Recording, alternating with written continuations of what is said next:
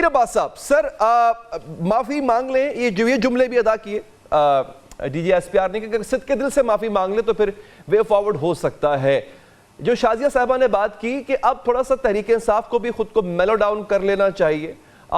2022 अप्रैल के बाद से लेकर अब तक बहुत सख्त उनका रवैया रहा है फौज के लिए, और फिर 9 मई हो जाता है, उसका इल्ज़ाम भी उन्हीं पर है, और उसके बावजूद भी उनका रवैया बहुत सख्त है, बड़ा जारहाना है। और आज जैसे कि शाजिया ने कहा कि आज मजीद जारहाना हो सकता है, क्योंकि अब उनके पास भी कोई और रास्ता नहीं है, सिर्फ वो लड़ाई करेंगे। क्या कोई रास्ता है इसके अलावा? बहुत शुक्रिया अली हैदर साहब। ताजवर नजीबाबादी एक शायर थे, तो उनके एक शेर को नवाबजादा लियाकत अली खान, पाकिस्तान के पहले वज़ीर आज़म, वो उसके अल्फाज कुछ बदल के अक्सर जलसों में पढ़ा करते थे। ना तुम बदले, ना हम बदले, ना दिल की आरज़ू बदली, मैं कैसे एतबारे इनकलाबे आसमां कर लूं। अब इसकी तशरीह मुझसे ना पूछिएगा, अब आ जाए, वो भी आप ही ने करनी थी, जो आज की हमने तो करनी नहीं है।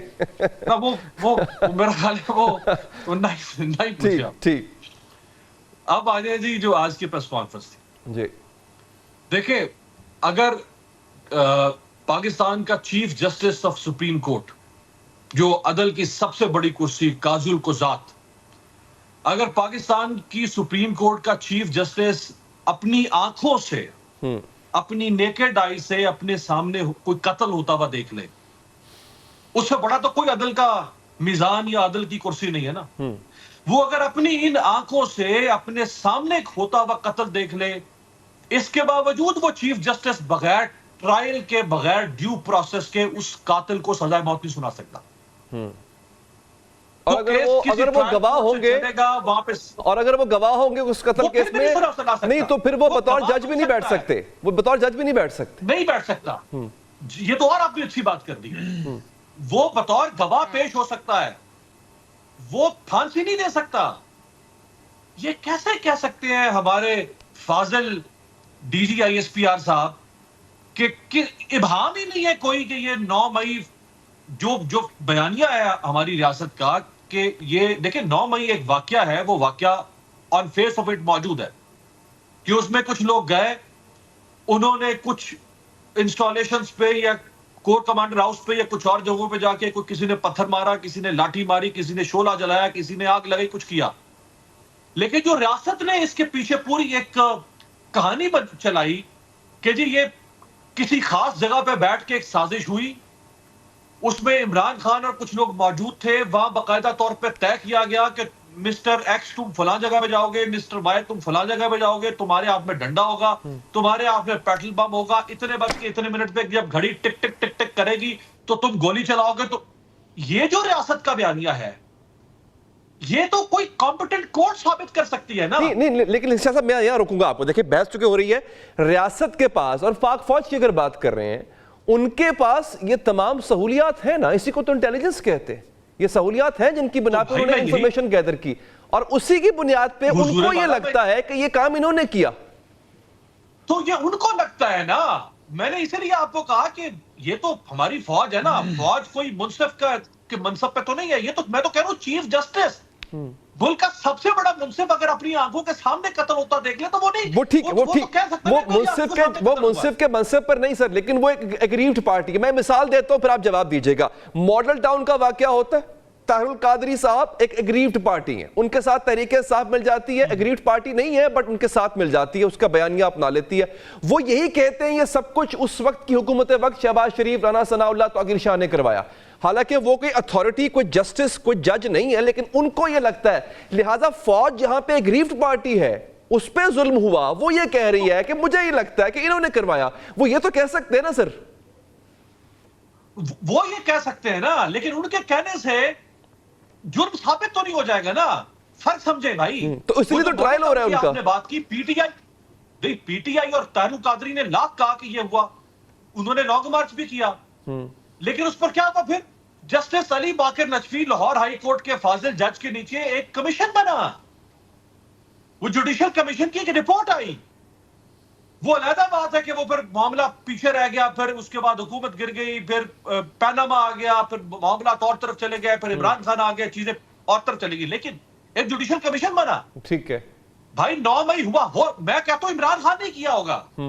शाह महमूद, इमरान खान, इन सब ने मिलके, यास्मीन राशिद, मियां महमूद रशीद, इन सब ने मिलके किसी जगह पे बैठ के प्लानिंग की होगी। लेकिन फौज हो, मैं हूं, चीफ जस्टिस हो, कोई भी हो, वो ये नहीं कह सकता कि ये मुजरिम भी है।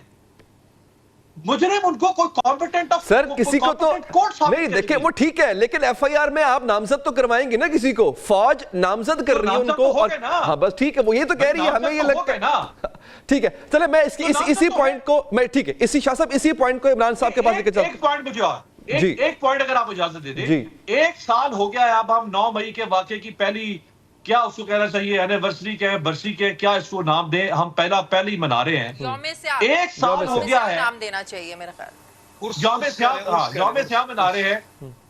उर्स के चले, अब ये नहीं, हमारे शोहदा की बेतौकीरी तो हुई थी, इसमें कोई शक नहीं है, तो यौम स्याम इसको हम कहेंगे, मेरा ख्याल है कहना चाहिए। नहीं तो देखिए ना, वो तो चले, कुछ भी कह लें आप, तो 1 साल हो गया, रियासत ने पूरा जोर, तमाम रियासत के इदारे हाथ बांधे रियासत के सामने खड़े हैं कि हम खिदमत के लिए हाजिर हैं। बताएं किसको सजा दिलवानी है, बताएं कि हम इस्तिगासा बनने को तैयार हैं, बताएं किसका चालान करना है, किसका ट्रायल करना है। 1 साल हो गया यार, ठीक, कितनी कन्विक्शंस हुई हैं, अभी तक चालान जमा नहीं हो पा रहे हैं। अच्छा, ये पॉइंट आपका शाह साहब आ गया, मैं इसी नुक्ते को, हम मैं वापस आपके पास आऊंगा कि हमारे पास सबूत मौजूद है, तो खुफिया क्यों कर रहे हैं? बिल्कुल आप करें, इमरान खान को मीनार पाकिस्तान पर फांसी देंगे, इतना बड़ा गद्दार है, दहशत गर्द है ये। चलिए इस पॉइंट पे मैं दोबारा शाह साहब आपके पास आऊंगा, मैं दोबारा आपके पास आऊंगा। इमरान शफकत साहब, सर ये अब नुक्ता है कि ये लगता है फौज के, ना सिर्फ लगता है बकौल फौज के, कि उनको पास सबूत भी है, और ये अब हम नहीं है कि उनके पास सबूत कहां से आ गए। डेफिनेटली उनके पास पूरा इंटेलिजेंस अपरेटस है, तो सबूत इकट्ठे करना उनके लिए कोई मसले की बात नहीं होगी, और उस बिना पे उनको लगता है कि सब कुछ इन्होंने किया। अब नुक्ता यहां पर यह है कि क्या इनके साथ जो अक्यूज्ड है इंसाफ हो पाएगा। उसमें एक दलील जो कि अमीर अब्बास साहब दे रहे हैं कि आप ये क्यों कह रहे हैं कि जनाब इन्होंने किया, पहले कहीं से साबित हो लेने दो। मेरा सवाल यहां पे ये था कि वो एग्रीव्ड पार्टी है, वो किसी पे इल्जाम तो लगाएंगे ना, तो लिहाजा उन्होंने लगा दिया तहरीक इंसाफ पे। लेकिन इसी के कॉन्ट्ररी दूसरा नुक्ता जाता है कि क्या ये एहतसाब, इन लोगों का ट्रायल सिविलियन कोर्ट में नहीं होना चाहिए था? क्योंकि अगर मिलिट्री कोर्ट में होता है तो मिलिट्री को तो पहले ही लगता है कि ये मुजरिम है। देखें, आपकी जो बात है ना, वो आपका इशारा मिलिट्री कोर्ट्स की तरफ ही था। अमीर अब्बास साहब जो हैं वो भी वही बात कर रहे हैं कि वो खुद से जज नहीं हो सकते, यानी मिलिट्री कोर्ट्स में ये वाले मुकदमात आपके ख्याल में भी और अमीर अब्बास साहब के ख्याल में भी वहां पे नहीं चलने चाहिए। तो ये तो मामला भी सुप्रीम कोर्ट में पेंडिंग है।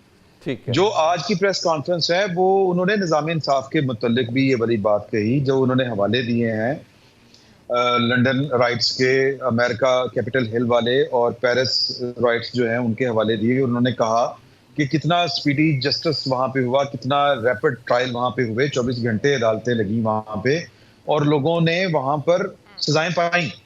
लेकिन पाकिस्तान में वो उनका गिला शिकवा पाकिस्तान की अदलिया से था, पाकिस्तान के निज़ाम इंसाफ से था। वो कह रहे हैं कि हम तो फरियादी, बिल्कुल उसी तरह जिस तरह एक बात और ज़हन में रखिएगा कि अगर मिस्टर ए मिस्टर बी को कत्ल कर दे तो मिस्टर बी का जो कत्ल है वो एक एंटी स्टेट एक्टिविटी होती है। जब केस पुकारा जाता है किसी अदालत में तो वो मोहम्मद लुकमान बनाम सरकार पुकारा जाता है। तो ये केस इस तरह के जो होते हैं वो रियासत के खिलाफ जराइम समझे जाते हैं कानून की नजर में।